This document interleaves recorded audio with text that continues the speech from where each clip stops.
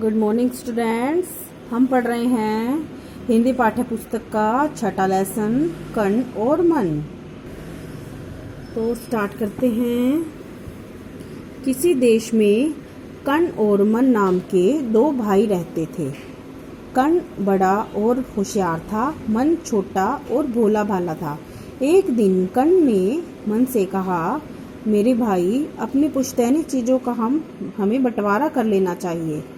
तब मन ने धीरे से जवाब दिया, भैया, आप ठीक ही कह रहे हैं। उन चीज़ों को भीतर रखने से क्या फ़ायदा, हमें बंटवारा ही कर लेना चाहिए। कण ने कहा, हमारे पास जो रजाई है उसे सर्दी की रातों में मैं ओढ़ूंगा, दिन में तुम ओढ़ लेना। मन ने कहा, ठीक है। उस दिन के बाद मन रजाई दिन में ओढ़कर सोने की कोशिश तो जरूर करता, मगर गर्मी सहन नहीं कर पाने की वजह से रजाई उतार कर फेंक देता। इस तरह रजाई से तंग होकर मन रजाई को धूप में झाड़कर मचान पर रख देता। रात में कण रजाई ओढ़कर चैन की नींद सोता था। दूसरी तरफ सर्दी में ठिठुरता हुआ मन रात में बैठा रहता था। कुछ दिनों बाद एक दिन कण ने मन से कहा, मेरे भाई, हमारे बगीचे में जितने फलदार पेड़ पौधे हैं उनके निचले हिस्से की देखभाल की जिम्मेवारी तुम्हारी है, ऊपरी हिस्से की मेरी है। तब मन ने कहा, ठीक है। इसके बाद मन पेड़ पौधों के निचले हिस्से की साफ सफाई करके खाद पानी देता। इस तरह बहुत जल्द ही फल लगते और कण फल तोड़कर मजे से खाता। कुछ दिन गुजरने के बाद कण ने मन को कहा, मेरे भाई, हमारी जो गाय हैं उसका अगला हिस्सा तुम ले लो, पिछला मैं ले लेता हूँ। मन ने उत्तर दिया, भैया, आज तक मैंने कभी आपकी बात से इनकार किया है। आपकी जैसी मर्जी वैसा कीजिए। उस दिन के बाद मन गाय को खिला पिलाकर अच्छी तरह से देखभाल करता और कण गाय दुहकर उसका दूध पी लेता। कुछ दिनों बाद मन की दुर्दशा देखकर एक बुढ़िया ने उससे पूछा, तुम इतनी तकलीफ क्यों उठा रहे हो? मन ने जवाब दिया, चाची, मेरे भैया मुझसे जो कहेंगे मैं वही करूँगा, क्योंकि भैया बड़े हैं, जैसा कहते हैं मैं वैसा ही करूँगा। ऐसा कहकर उसने बुढ़िया को सारी बात बता दी। तब बुढ़िया ने कहा, बेटे, तुम एक काम करना, उस रजाई को दिन में भिगो कर रखना।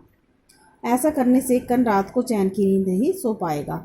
अगर वह तुमसे रजाई भिगोने का कारण पूछे तो तुम कहना, रजाई दिन में तुम्हारे पास रहती थी तो तुम उसके साथ कुछ मर्जी कर सकते हो।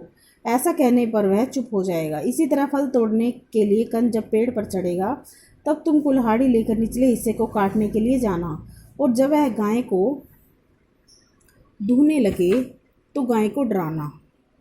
दूहने में दिक्कत होगी तो कण तुम्हें गाय को डराने से मना करेगा। तब तुम कहना कि गाय के अगले हिस्से के मालिक तुम हो, अपने हिस्से के साथ तुम चाहे जो मर्जी करो, तुम्हें क्या एतराज़ हो सकता है? ऐसा करोगे तो वह चालाकी छोड़कर तुम्हारे साथ बराबरी का बर्ताव करने लगेगा। उसने मन ही मन बुढ़िया की बातों पर अमल करने का निश्चय किया। दूसरे दिन सुबह उठकर मन ने गाय का गोबर उठाकर फेंका, फिर उसे दाना पानी खिलाया। उसी समय मुंह में दातुन लिए हाथ में बाल्टी लेकर कण अपने कमरे से बाहर आया। बाल्टी लेकर वह गाय को दूहने के लिए बैठ गया। जैसे ही कण ने गाय को दूहने के लिए हाथ आगे बढ़ाया, मन ने गाय को डराना शुरू कर दिया। गाय घबरा गई, वह झट पीछे की तरफ हट गई। उसकी टांगों से लगकर बाल्टी गिर पड़ी। कण भी घबरा गया कि अचानक ये क्या हो गया। सिर उठाकर उसने देखा, मन गाय को डरा रहा है। अरे, तुम ये क्या कर रहे हो? देखते नहीं मैं दूध दूहने आया हूँ। रोज सुबह दूध पिए बगैर मैं नाश्ता नहीं करता। कण ने कहा, गाय का अगला हिस्सा मेरा है, मैं जो चाहे करूँ, तुम्हें क्या? मन ने शांत स्वर में कहा। उसके बाद कण ने जितनी बार भी गाय को दूहने की कोशिश की, मन गाय को डराता। कण नाराज हो गया। वह समझ गया अब दूध दूहना कठिन है।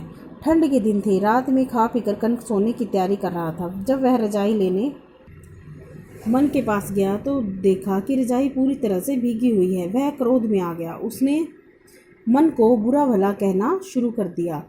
तुमने रजाई क्यों भिगोई? अब रात को मैं क्या ओढ़कर सोऊंगा? कण चिल्लाया।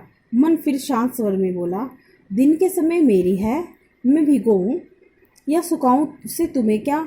उस दिन सारी रात कण ठंड में ठिठुरता रहा। वह धीरे धीरे जान रहा था अब मन को अधिक दिनों तक मूर्ख बनाकर रखना ठीक नहीं। उसके घर के पिछवाड़े बाग के अमरूद का पेड़ था।